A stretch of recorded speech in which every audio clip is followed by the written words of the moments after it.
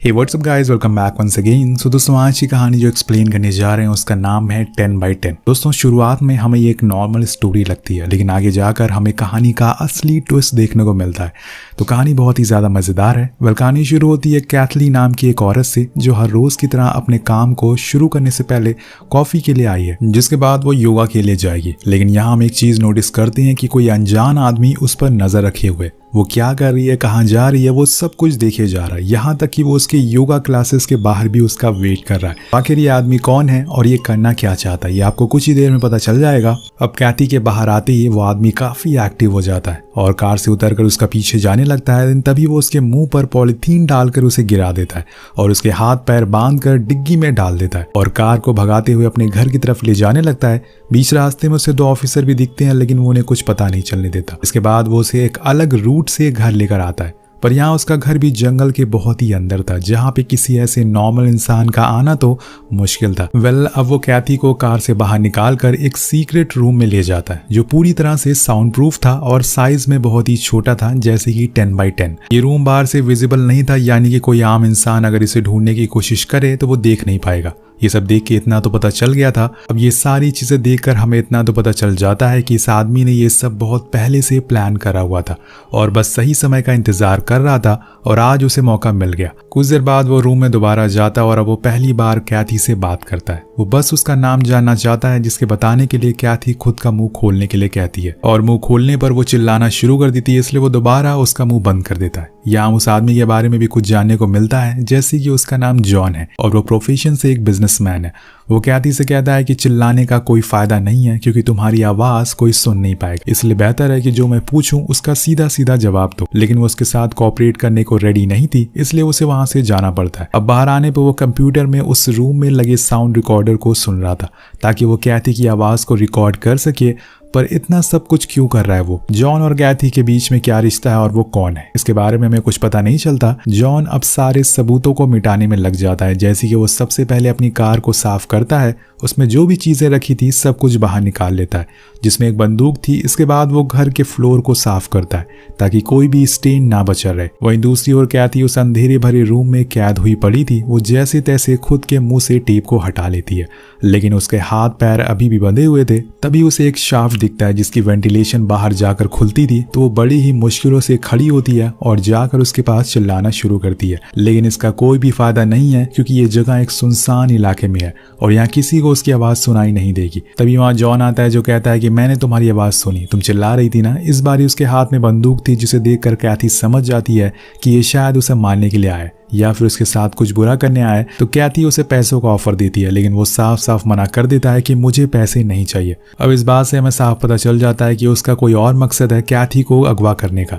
वो कैथी से एक सवाल पूछता है कि मैं बस तुम्हारा नाम जानना चाहता हूँ। तब कैथी कहती है कि मेरा नाम है कैथी नोलैंड, जिसे सुन के जॉन उदास हो जाता है और चुपचाप बाहर आ जाता है। थोड़ी देर बाद वो टीवी को ऑन करता है और न्यूज देखने लगता है, जो शायद किसी केस की थी, और उसे देखकर वो कुछ खास खुश नहीं होता। इसके बाद वो कैथी के बैग्स को चेक करता है, शायद उसमें उसे कोई मतलब की चीज मिल जाए, लेकिन वहां भी कुछ नहीं मिलता। अब उसे ऐसा लग रहा था कि शायद उसने किसी गलत आदमी को उठा लिया है। उस समय के बाद वो खुद और कैथी के लिए खाना बनाता है, लेकिन उसी समय वो एक बार फिर टीवी ऑन करता है और इस बारी उसके चेहरे का रंग ही उड़ जाता है। शायद आज किसी केस का जजमेंट आया, जिससे कि उसका कोई रिलेशन है, पर ऐसा लग रहा है कि ये फैसला उसके खिलाफ है। वहीं दूसरी ओर कैथी बेचारी तड़प रही है। खुद को बचाने के लिए वो अपनी पूरी ताकत लगा रही है, लेकिन इन सब से कोई भी फायदा नहीं हो रहा है। वो रूम तभी ओपन हो सकता है जब उसे बाहर से कोई खोले, इसलिए अब उसे इंतजार करने के अलावा कोई और ऑप्शन नहीं है कि कब जॉन आएगा और रूम को खोलेगा। इसी बीच वो अपने बंधे हुए हाथों को आगे कर लेती है। उधर जॉन रूम में खाना लेकर एंटर होता है और तभी कैथी उस पर हमला कर देती है, क्योंकि उसके हाथ अब आगे आ चुके थे।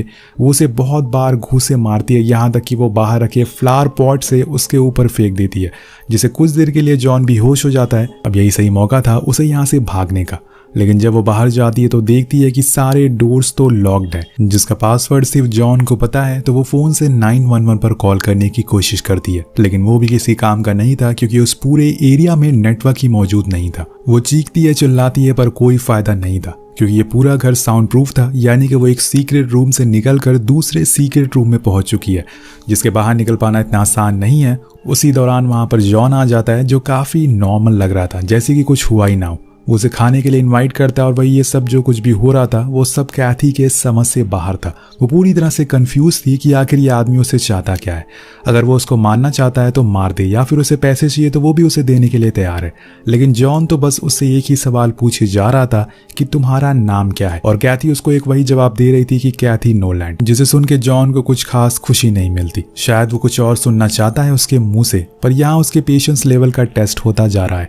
वो आखिर कितना बर्दाश्त करेगी। इसलिए आखिर में वो कैथी पर हमला कर देता है और जिसमें उन दोनों को चोट भी आती है। और तभी जॉन नोटिस करता है कि उसकी मेड आ गई है और इसलिए कैथी को मार कर वो बेहोश कर देता है और फिर से उसे रूम में बंद कर देता है। देन बाहर आकर वो अपनी मेड से कहता है कि आज मुझे आपकी जरूरत नहीं है, इसलिए यहाँ से चली जाइए। और वो उसके घर को ऐसे बिखरे हुए देखकर थोड़ा हैरान थी, इसलिए वो उसकी वजह पूछती है, पर वो कोई जवाब नहीं देता और मेड वहां से चली जाती है। उनके जाने के बाद जॉन सारे बिखरे हुए सामानों को सही करता है और उस चाकू को भी साफ करता है जिसे कैथी ने उस पर हमला किया था। वो खुद और कैथी दोनों की मरहम पट्टी करता है, पर उसके जाने के बाद हम देखते हैं कि कैथी ने एक बार फिर से फोन को चुरा लिया है और अब वो उसे 911 पर दोबारा कॉल करने की कोशिश करती है, लेकिन एक बार फिर से उसके हाथ कुछ नहीं लगता क्योंकि यहाँ सिग्नल मौजूद ही नहीं था। बाहर हम जॉन को देखते हैं जो उसी केस के बारे में न्यूज में देख रहा था, जिसमें बताया जा रहा था कि कोई भी एविडेंस ना मिलने की वजह से कोर्ट जल्दी ही सबको छोड़ देगी। यहाँ में एक और चीज पता चलती है कि ये केस असल में 3 लोगों की मौत का था,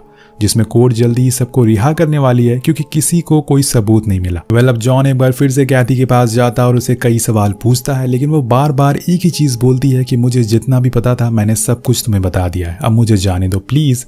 लेकिन जॉन के दिमाग में क्या चल रहा था ये ना तो हमें पता है और ना ही कैथी को। उसे सब कुछ पूछता है, लाइक उसके मॉम डैड के बारे में, उसके सिबलिंग के बारे में, वो क्या पहनते हैं, क्या खाते हैं, उसके हस्बैंड क्या करते हैं, एवरीथिंग।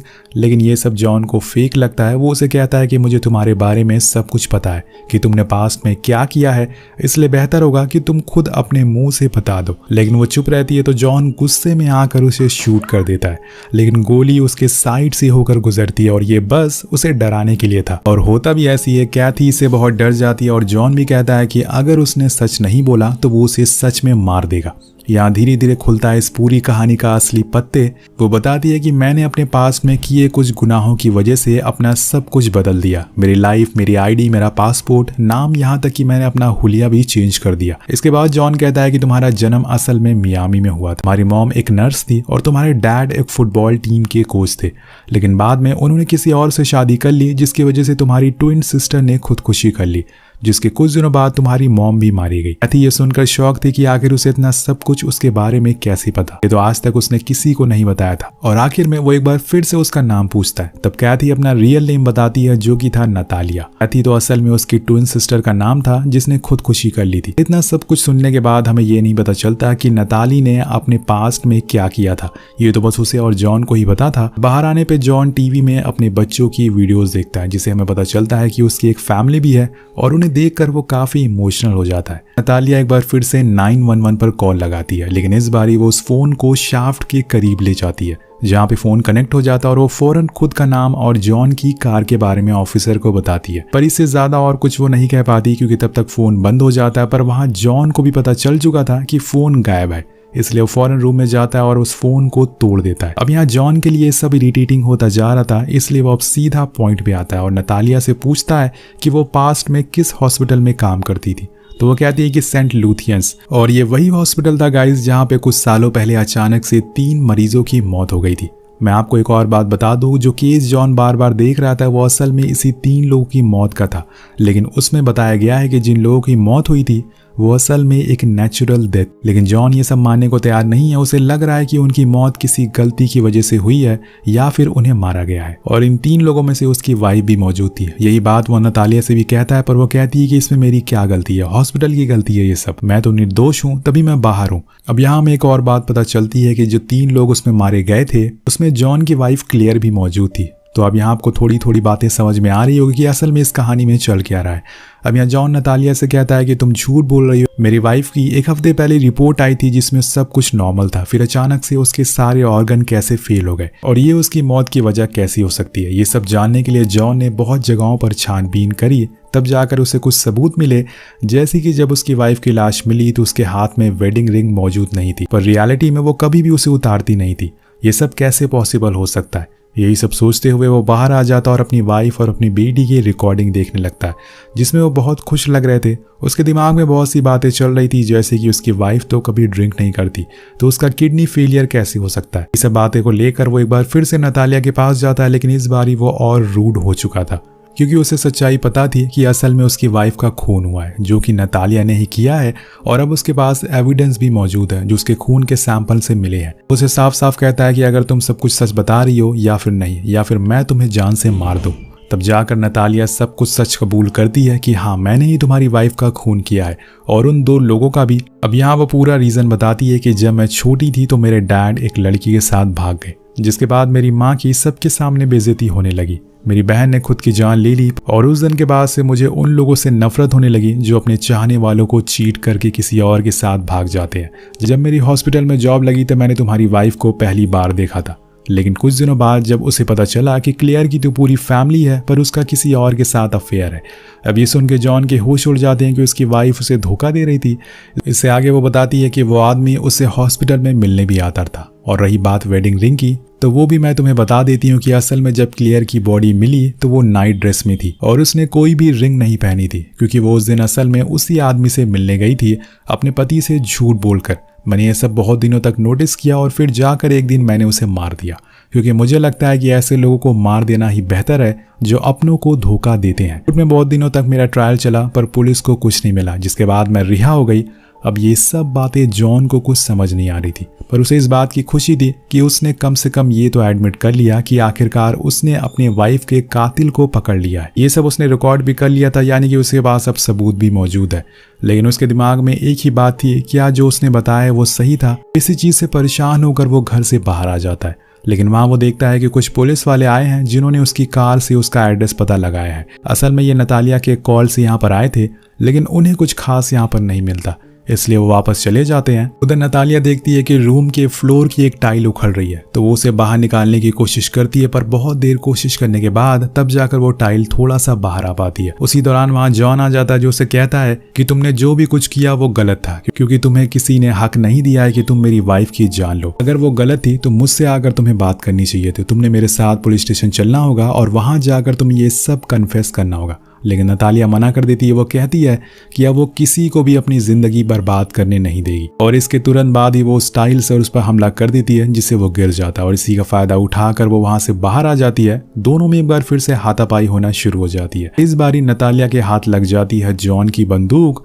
जो वो उस पर तान देती है। लेकिन तभी घर में एंट्री हो जाती है मेड और जॉन की बेटी समर की। अब वो दोनों कुछ समझ पाते कि यहाँ पे असल में हो क्या रहा है कि तब तक नतालिया मेड को गोली मार देती है, जिससे वो मारी जाती है और समर को बंदी बना लेती है, जिसे देखकर जॉन घबरा जाता है और कहता है कि तुम ऐसा नहीं कर सकती, क्योंकि इस पूरे घर में कैमरास लगे हुए हैं, तुमने जो कुछ भी बोला वो सब रिकॉर्ड हो चुका है। और ये सुनकर नतालिया घबरा जाती है, जिसका फायदा उठाकर जॉन उस पर हमला कर देता और उसके कंधे पर शूट कर देता है। इसके बाद वो समर और घर की सारी हार्ड ड्राइव लेकर वहां से गैराज में आ जाता है और कार को स्टार्ट करने लगता है, लेकिन वहां भी नतालिया आ जाती है क्योंकि वो अभी जिंदा थी। और इसके बाद उनके बीच में एक घमासान वाली फाइट होती है, लेकिन इसमें जॉन चालाकी दिखाता है। वो तेजी के साथ गैराज का शटर गिरा देता है, जो जाकर नतालिया के ऊपर गिरता है, जिससे वो बेहोश हो जाती है। और इसी दौरान समर ने पुलिस को कॉल भी कर दिया था, जो वहां पर पहुंच गई थी, जिसे जॉन सारी रिकॉर्डिंग दे देता है, जिसे नतालिया दोषी करार हो जाती है, जिससे नतालिया दोषी साबित होती है और आखिरकार उसने अपनी वाइफ का बदला ले लिया। लेकिन आपको क्या लगता है, क्या उसकी वाइफ का सच में अफेयर था? क्या नतालिया ने सही किया क्लियर को मारकर? जहां तक मुझे लगता है कि किसी को भी कोई हक नहीं है कि किसी इंसान को वो मारे। आपकी क्या राय है नीचे कमेंट करके हमें जरूर बताएगा। इस वीडियो पर एम करते हैं 300 कमेंट का, तो कमेंट जरूर करेगा। मिलते हैं आपसे अगली वीडियो में। Thank you so much watching. Peace out.